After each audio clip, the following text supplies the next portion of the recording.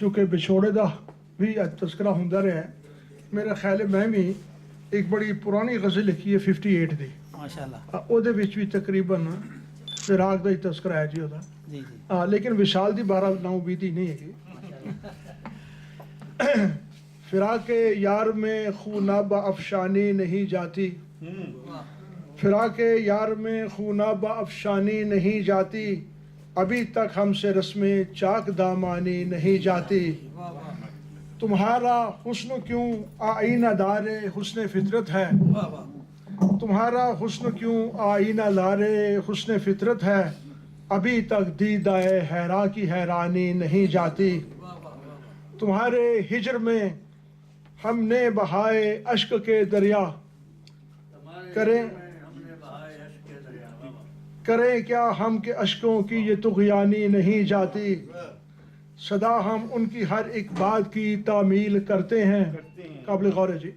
صدا ہم ان کی ہر ایک بات کی تعمیل کرتے ہیں، ہماری بات پھر بھی بزم میں مانی نہیں جاتی، وہ مجھ پر صدا ہم ان کی ہر ایک بات کی تعمیل کرتے ہیں،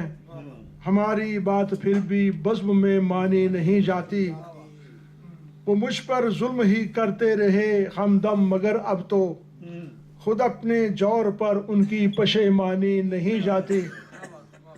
بشر نے بارہا سینچا ہے خون سے باغ عالم کو، بنی آدم کے خون کی پھر بھی ارزانی نہیں جاتی،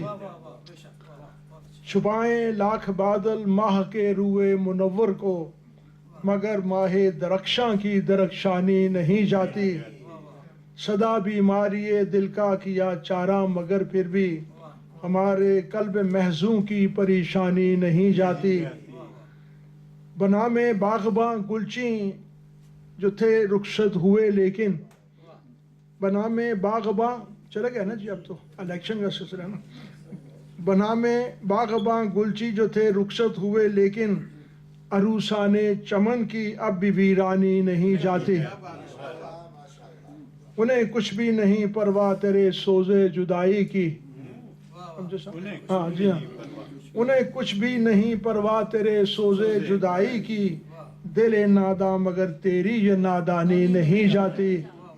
اور مقطع عرض ہے، دیار عشق میں رسوا ہوئے ہیں ہم بقا لیکن در جانا کی ہم سے خوب دربانی نہیں جاتی۔